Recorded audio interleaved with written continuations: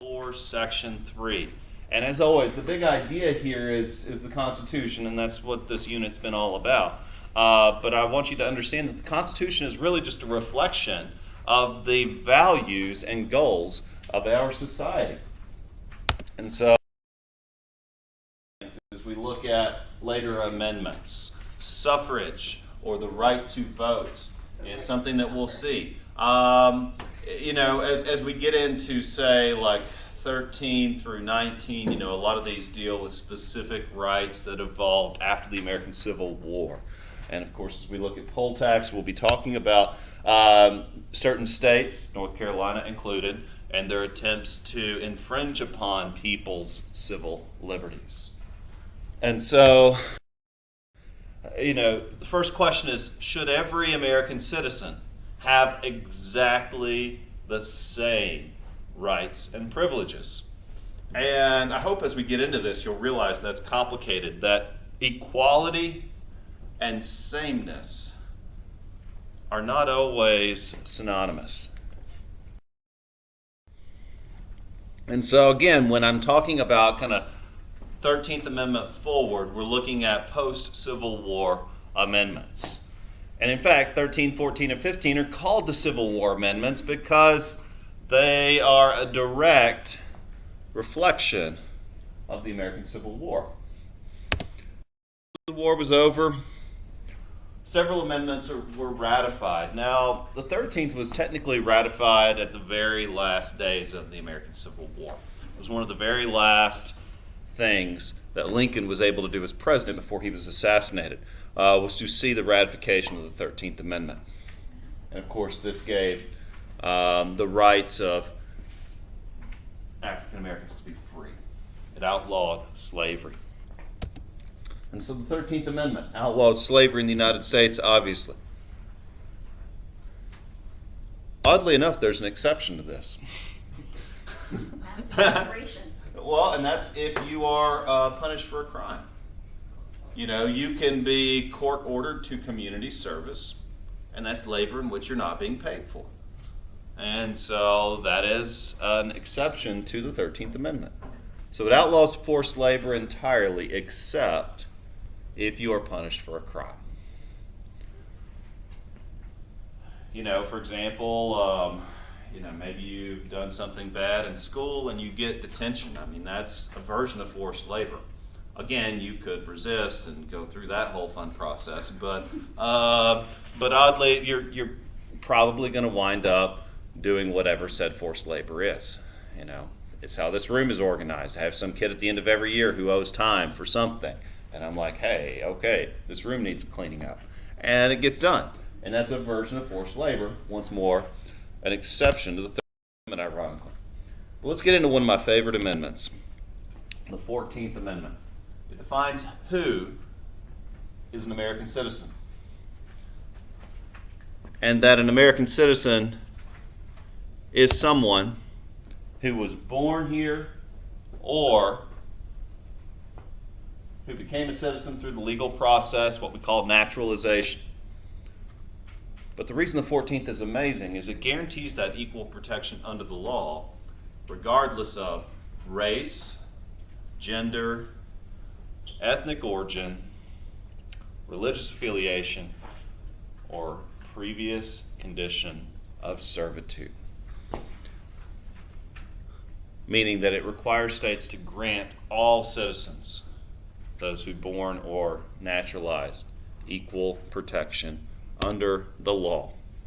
It was that constitutional basis in which the Supreme Court eventually interpreted as segregation was a violation of this. It also forbids state governments for interfering with citizens' privileges or immunities. And again, this has been interpreted several times. Plessy Ferguson interpreted this to say that segregation was not a violation of the 14th Amendment in 1895, and then in 1953, the Supreme Court interpreted this to say, in fact, it was. But the next question was, how do you define citizen? Okay, so if we have non-citizens living in the United States, when that person becomes a citizen, what does that entitle them to? And so that's how some of the later amendments, or some of the later cases looking into this have gone. But next, the 15th Amendment guarantees suffrage, which of course is the right to vote for African Americans. Now granted, the 15th Amendment only guaranteed the vote for men, but this meant that African Americans who had previously been slaves, not long before this, could now vote. They could now vote as a result of the 15th Amendment. So just by review, the three Civil War amendments are 13, 14, and 15. And so, and we think about later amendments that evolved. You know, they all have stories, and they're all extremely important, but once more, there are multiple cases where these have been infringed upon. So a number of these amendments address inequalities in voting and in elections. For example, the 17th Amendment. This is the direct election of senators. The direct election of senators. You see now that all men can vote, regardless of race or previous condition of servitude. We're not yet to women voting. People started to think about how they're represented. You know, the House of Representatives has always been a body of people who make our laws that are elected by the people of each state. But the United States Senate was a reflection of the British House of Lords. They were not elected from the American people, but they were appointed from within.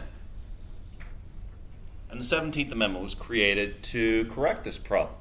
So now Tom Tillis has to care what you think. So now when we reach out to him and a representative comes, they have to answer your questions because they are elected from the people.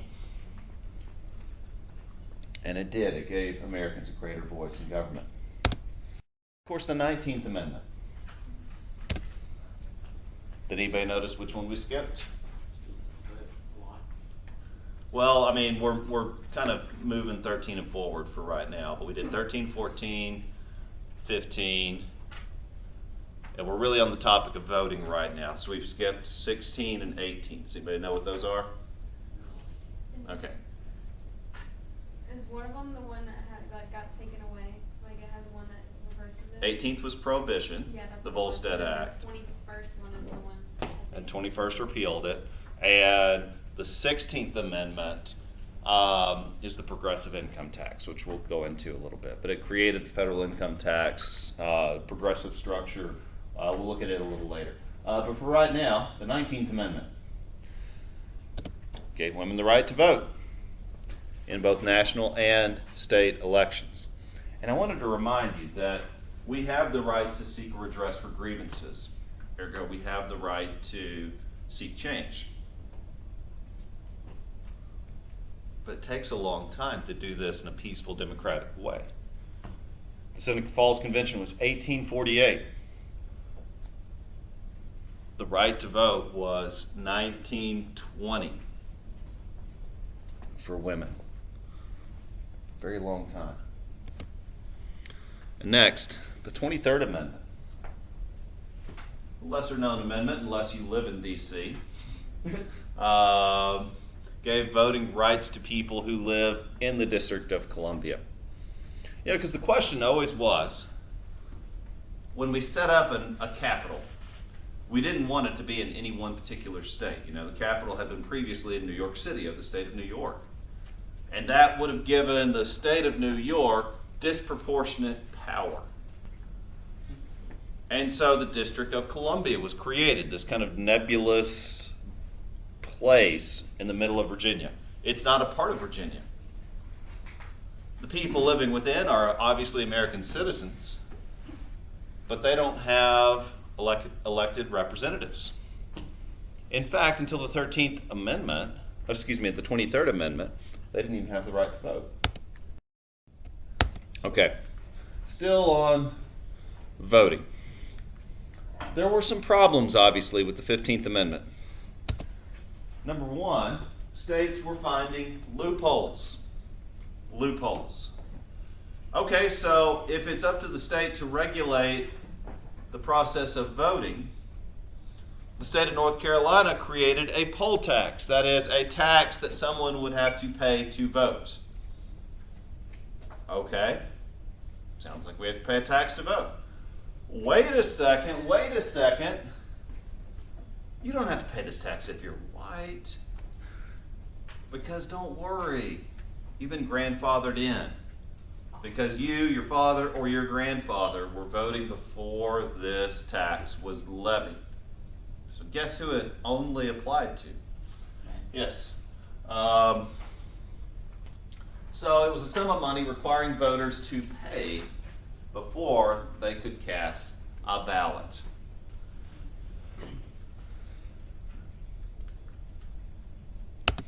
And yes, there were cases where poor whites were not being allowed to vote, but in most cases it was directly targeting African Americans.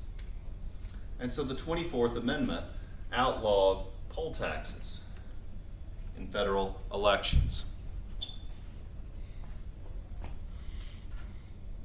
And of course, you've heard the story of the literacy test too, and how many states used literacy tests requiring that individuals prove they could read or write.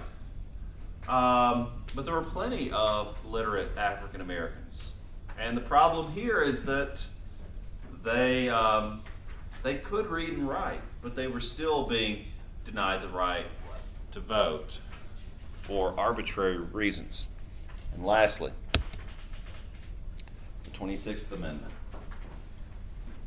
It's weird to think that you once had to be 21 to get to vote. No. But now, guys, you'll be voting very soon.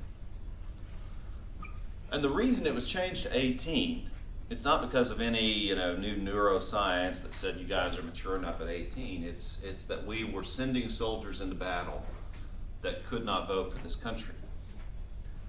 It was particularly important around the Vietnam era when more and more folks were distrusting the government and soldiers were complaining that I'm fighting for a country that I have no representation from. And so the 26th Amendment was added to guarantee the right to vote for those who are 18 and older. You guys are going to be doing an essay soon. I can't remember which one, but it's coming up. Asking you the question, should 16-year-olds be allowed the right to vote? And I'm interested to hear what you have to say. We have a debate over this one. And we will certainly have a debate over this one. And, I expect, and from reading essays about this one, I've seen that it's often split. There are plenty of young people who say, no, I shouldn't be voting. Have you seen me? And there are plenty saying, have you seen grown-ups? They probably shouldn't be voting either. So it's a fair question.